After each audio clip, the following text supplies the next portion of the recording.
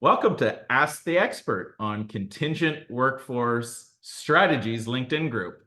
And I have a very amazing topic that's near and dear to my heart, given my background, and also near and dear to my fabulous guest, Terri Gallagher. Thanks. Thank you so much, Terri, for coming today. It's been amazing. And I want to introduce the title. And this has been a really growing topic. And it's, like I say, it's near and dear to my heart. And I know it is near and dear to your heart, Terri. Why EOR companies could eat the world. And I think it's an amazing topic. So thanks again, Terri, for coming on the show and bringing this topic to me. And I love it, quite honestly. I think it's something that needs to be discussed in the marketplace. And thank you for bringing it to us. Completely agree. And thanks for recording this on St. Patty's Day. The audience should know this on a Sunday. We're both hardworking entrepreneurs. I'm not wearing green, but I do have green behind me. It's well represented in our Irish logo. So happy St. Patty's Day to you. Thank you. And same to you. It's great. We got two Thanks. Irish people together talking about the industry on St. Patrick's Day. Absolutely. So you all know Terri, guys. 20 plus years in the industry, working for some of the largest MSPs in the world, staffing agencies, talent technology companies. And over the last 8 years, she's been the founder, CEO, and driving force behind Gallagher and Associates, or Gallagher and Co. I always mess that up. Thank you. That's okay. So, Terri, welcome again. And thank you. Talk to me about some of the reasons why, or at a high level, what trends are you seeing in the marketplace that lead you to this discussion of why EOR companies could eat the world? Well, I think there's a couple things going on, right? There's the 5 trillion in gig workforce spend. And when you look at that, 90% of that is sitting on freelancer and on-demand workforce platforms, the IC community, direct sourcing, SOW. So there's all of this greenfield of talent that's the way that they want to work. And there's no real intentional strategy around incorporating this workforce into workforce planning. So it's right now it's much more reactive. The fear mongering around co-employment and ICs are the boogeyman or boogie woman. And yet there's 90% of the gig economy, that's where they want to work. And even our own model, we have gotten some huge logos with only a handful of employees because we work only with ICs. We drink our own Kool-Aid and they want to work that way. They don't want to be employees. They don't want to be W-2. They're some of the best in the business. So I just think that there's this massive opportunity that no one's really looking at, and all of the stats point to explosive growth. And I know you know this because you built a product around it. I mean, what do you think? Well, I'm passionate about this topic, of course, because my world came from the employer of record, right? I grew up in that world. I started an employer of record company before it was even called employer of record. Because I saw this trend in the marketplace of the internet, right? And the internet would bring people and jobs together. And we're seeing that trend continuing. And it's not saying MSPs or staffing companies are going away, but there's the opportunity to have that more direct connection between the employer and the job and the worker. The complexities around employment law, right? And I know there's this fear of it, and you call it the boogeyman fear. It's better to learn about it, but those are complexities that people have to learn and get solved that are the issues. And that's why I started an employer record company, is to help that, not to try to solve the recruitment processes, bringing worker and job together. It's helping solve and make it more seamless and easy to work with independent workers. And so, and then of course, now with independently, it's, solving that even more in a defined way for the marketplace. Because as you know, you go into every different jurisdiction and they have different types of tests for what is an independent contractor and not. And as we look at it, governments are looking for tax dollars these days, and also trying to make sure they're protecting workers that may be misclassified. And that's, why we're trying to solve some of these problems. But it's just a trend that's nonstop. And I think you're bang on, Terri. It's the workforce is choosing this. That is different than, say, maybe 10, 20 years ago, where only a very small percentage of the workforce was choosing to be self-employed. And so I think that trend is going to be massive and continue to be massive. Well, I think it's one of the safest ways to be employed. If you have a marketable skill set that's valuable, you control your destiny, right? And you're not at the whim of a stock price or a top executive that you don't see eye to eye with and they fire you. I'm just saying. Or just kind of the whims of corporate America. And then you have all of these fractional players that are coming up to provide benefits and to provide business insurance that are in your ecosystem. So all of the fig leaf around, well, this is why permanent employment is so valuable, because we get benefits and we get all of this structure that is now can be built with this ecosystem that you've developed and that we work with. So it's, obviously I'm not like minimizing the value of permanent employees. And there's definitely a difference, right? When you've got a permanent employee versus a consultant, I've noticed a difference, right? Around maybe how they will focus on the business, or if they're fragmented and looking at different things, I'm only going to get so much of their attention. Whereas if my employees, I can call them and say, hey, I need this now. But the workforce has changed radically, and the government and the regulatory bodies they have not caught up. They are not really recognizing that this 200-year-old employment construct doesn't exist anymore. Yeah, it's really interesting, and you hit some key reasons why the talent is choosing self-employment, right? That loyalty between organization and worker, there's no more gold watch anymore. The time. I recognize that, as a matter of Yeah, fact. Thanks for referencing my book. Appreciate it. yeah, Accidentally. and it's like the tenure of full-time has come down to an average of 1.5 to 2 years, right? Really? Okay, interesting. On the opposite side, you have average tenure of consultants and temporary workers increasing to closer to 1.5 to 2 years on average, especially for knowledge workers that are incredibly valuable and get renewed and renewed and renewed on their contracts. So when that blends like that, what's the difference in terms of, from an organization's viewpoint, the tenure is relatively similar.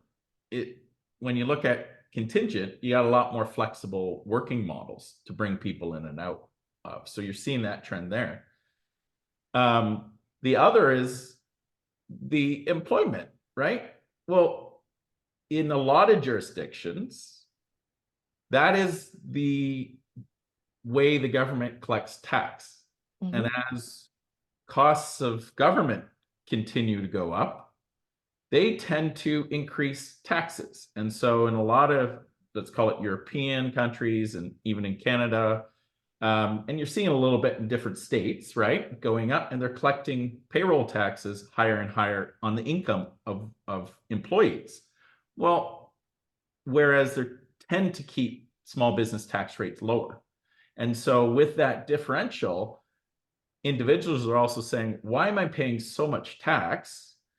Maybe I should look at structuring my income and my tax structure better to work self-employed versus an employee, right? So it's an interesting dynamic where the talent is choosing these because of a lot of those issues.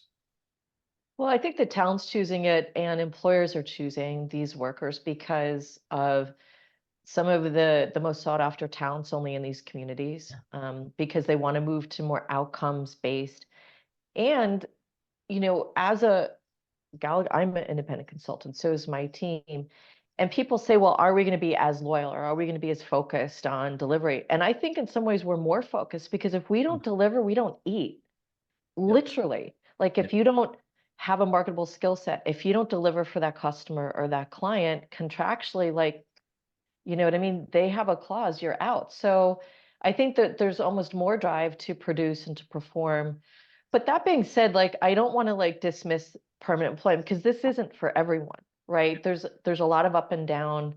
It takes a certain profile of person that can be in this space. And I remember working for Disney and some of these big companies where I was an employee and that camaraderie, and there's a lot of draw there. I'm just saying that there's also this massive, massive opportunity and growth of this workforce that is not really being integrated intentionally into most organizations. And I think part of that integration is absolutely technology. I think technology is the delivery system.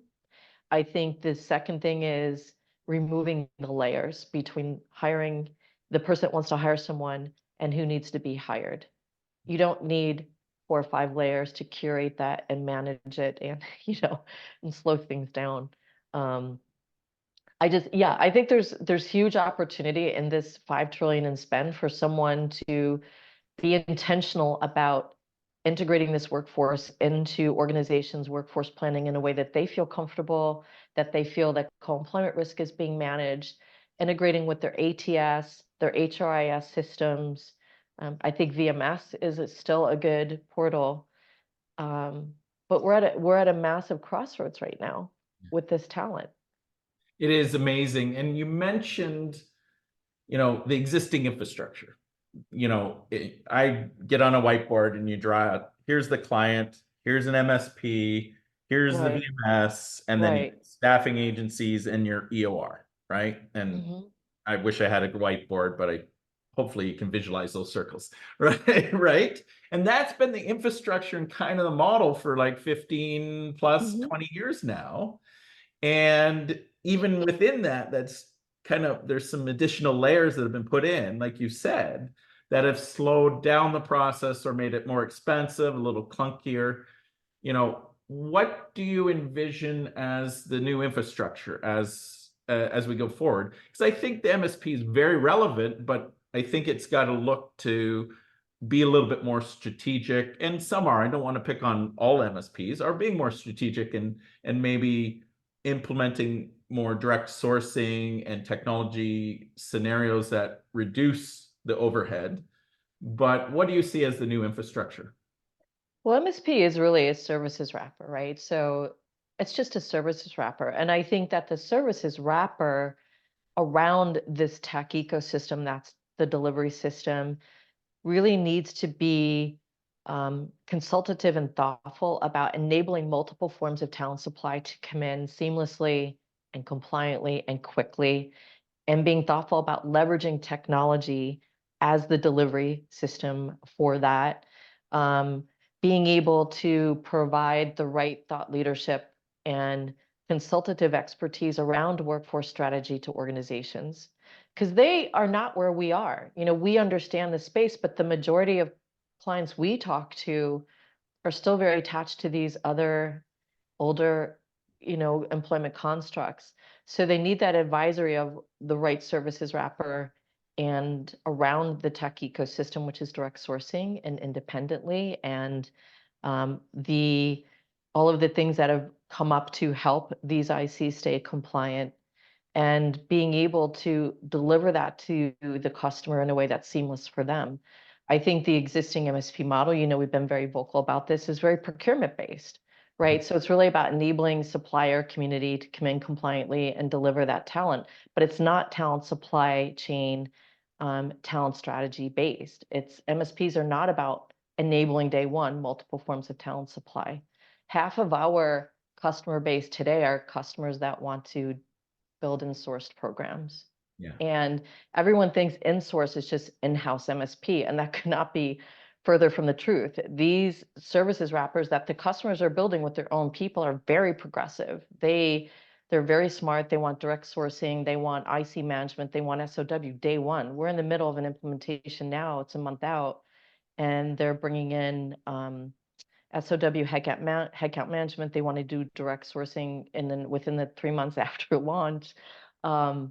So I think we need to get rid of MSP as a term and just make it services wrapper. What does that look like? That's And that's amazing. why I think the I EORs are love, like already sitting at the banquet table. If they could come up with the right services wrapper, they're already sitting there and they already have a lot of this spend. yeah, no, I love the terminology and how This to is seltzer water, by the way. It's not beer, just in case, we because should I realize add I'm some Irish. great It's beer St. Patty's Day. today. I wanted to dispel any rumors. It is Buble. buble, Bubbly.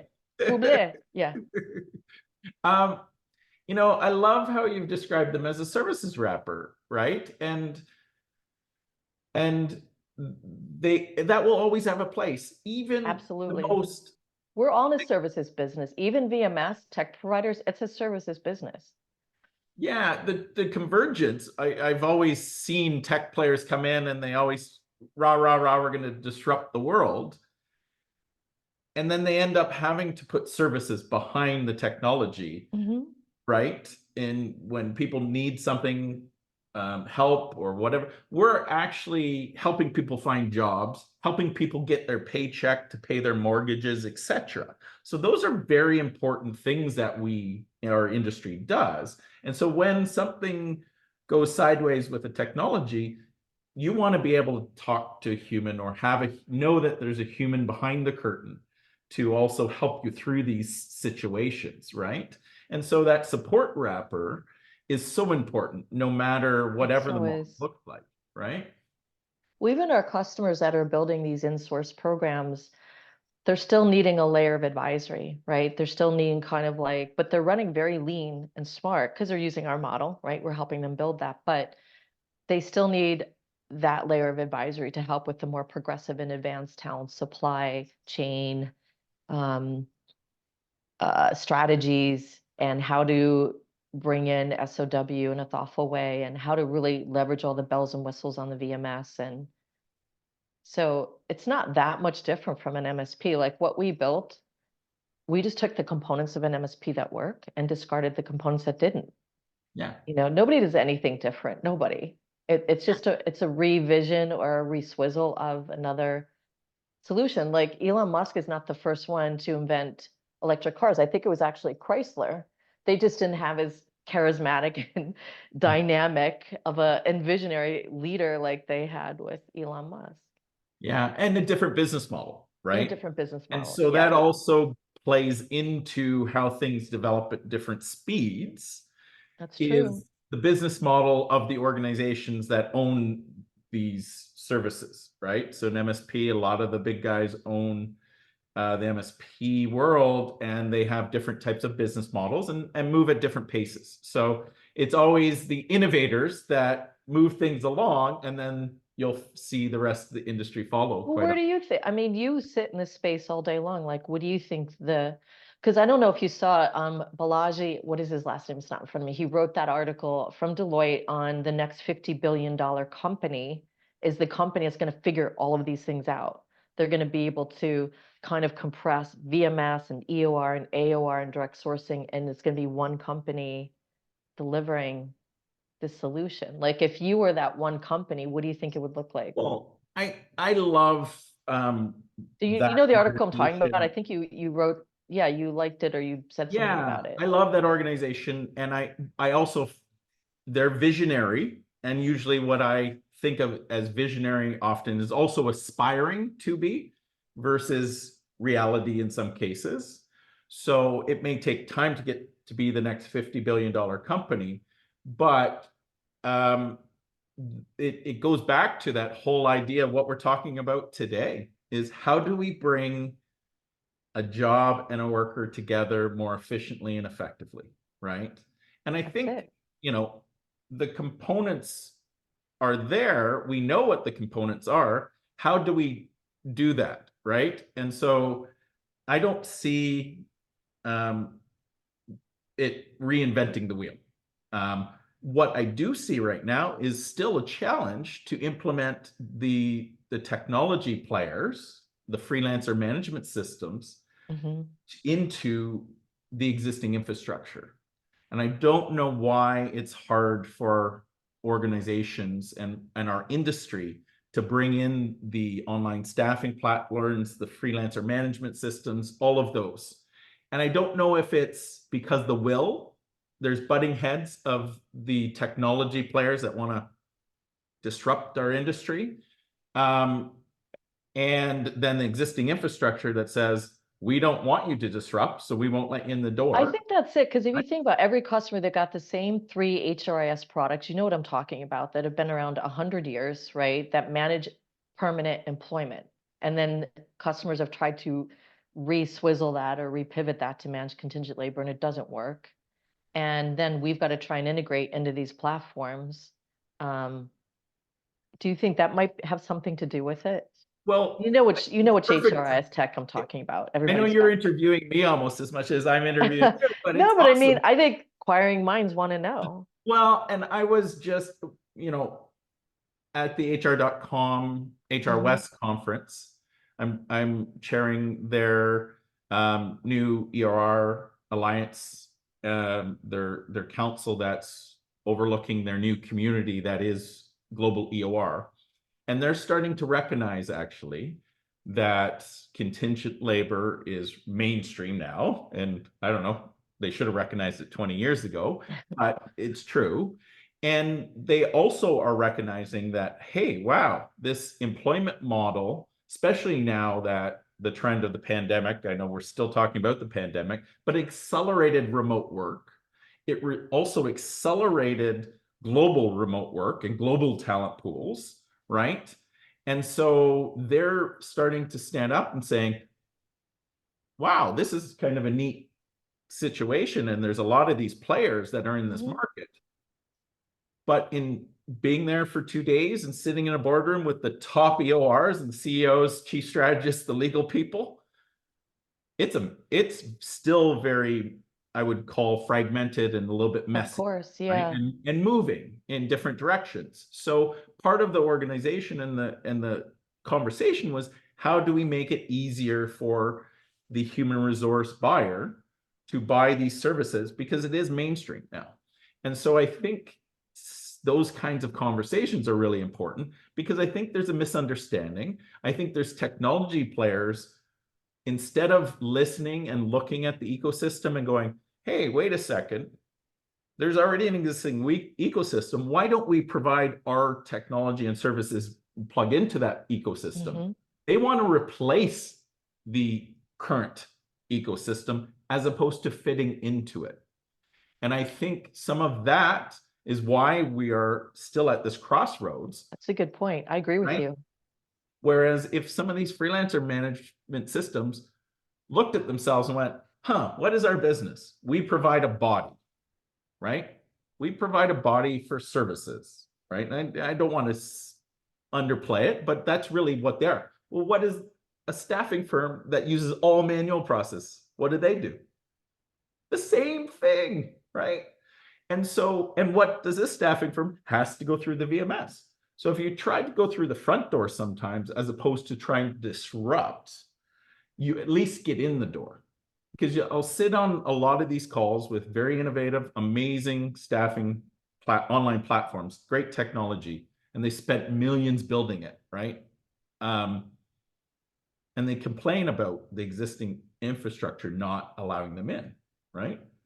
And so I think there's a change of attitude on both sides, right? That needs to kind of to bring it together and start to understand how it all works, right? Well, and I think you bring up a really good point, is that we have to meet the customer where they are, not where we are. And I learned that the first 5 or 6 years I was in business, I trademarked these 2 progressive methodologies. I talked to all of the movers and emerging players in my space. They were like, you're spot on. This is where the industry's headed. I was just like the bomb, I was like, and I was broke. I made no money because no one cared. Everybody was like, can you help us implement a VMS? Or they weren't ready. So I had to really think about, all right, how do I keep things progressive and emerging because that's really what they want. They want the outputs of all of these progressive emerging strategies, better, faster, cheaper talent. But how do we integrate that into their infrastructure that is nowhere near ready for that? And I think that there's a little bit of um, sometimes pushing them out of the nest a little bit, but then also meeting them where they are, working with these tech providers that in their HRIS systems and coming up with solutions of how to integrate. But they need us to help them with some of these employment constructs and technology ecosystems that are not where this is. Yeah. So I think, and I've seen that, I think that there's a little bit of arrogance sometimes. I've run into some of these emerging players and they're just so in love with their tech and they're so far removed from where the customer is. Yeah. And that is so true. And I think making an assessment of readiness of your organization, if I was Yeah. to be a program lead, is my organization ready for this? And then understanding where we are, and then potentially looking at that 5-year roadmap and Mm-hmm. saying, okay, here we are today. I want to use these new innovative solutions. How can we get there? And Mm-hmm. look at that. Can we With do it this in a group way? infrastructure and procurement and these people Yeah. that are very attached to that model, and how do we win the hearts and minds? I've seen a lot of that too. You really got to be diplomatic because there's a lot of people that an executive and stakeholder level that can kill your project. And if they aren't on board or if they feel threatened by what's coming in or it's going to disrupt what they're doing, I think you really have to look at all of the players and you have to be thoughtful and you have to kind of put yourself in their shoes. It's so important. You could have the Yeah. Yeah.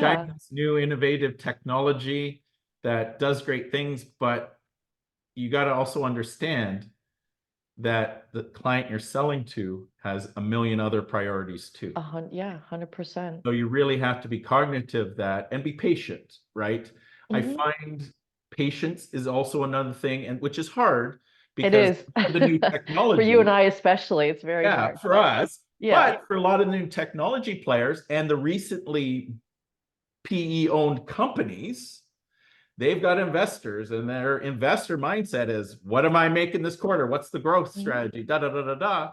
And are we meeting quota and all this sort of the sales strategy? Because they're looking to flip the company and it's enterprise value business model. It's not actually an operating business model when you have financial engineers owning these companies. And so patience often isn't understood, and that longer term vision of the strategy that may not happen this quarter. It might happen more like the next one or a quarter Mhm. later or a year later. It's going to happen. It just might not happen in that time frame that you wanted because of the stress of the financial community saying, how's the growth happening this quarter, right? Mhm.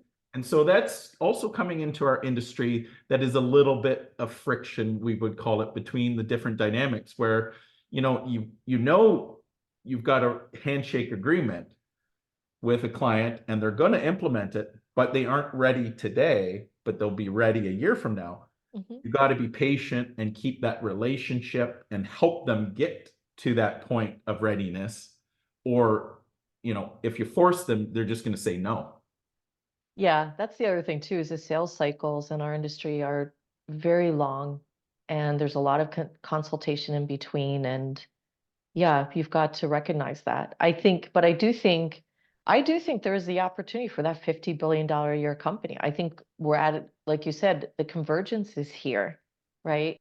The tech is here, explosive growth in these IC communities, freelancer communities. So who's going to step up and be that $50 billion company? And the reason I put that post on LinkedIn about EORs, AORs is because they're already at the banquet table. They're already sitting in that space. They've already got all the lawyers employed to mitigate that risk.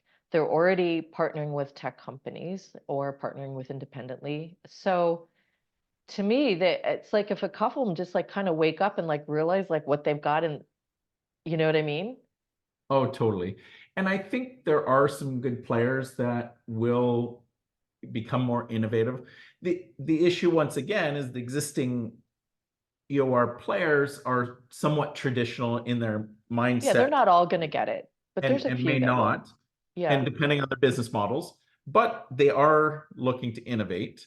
And there's some rapidly growing new players that are coming in, and they're bridging that gap between kind of the knowing the ecosystem because they come from a staffing contingent workforce world and they're fitting into the ecosystem and they're playing nice with the ecosystem versus disrupting it, and they're growing rapidly, right? Because they're newer and more agile, so they've got the newer technology and they're agile as a business, so they're also growing. So that whole idea of the EOR companies could eat the world is so true. And I'm excited to have further conversation with you, Terri, on this topic. On our next session, I have a feeling there's going to be a part two because there's so much to talk about. Absolutely. Well, So thank thanks you. so much, Terri, for I've coming on enjoyed today. it. It's been awesome. And, as always, we kind of just get through our conversations and we always find fabulous nuggets of gold within it. Well, thank you, my friend. I enjoyed it as well.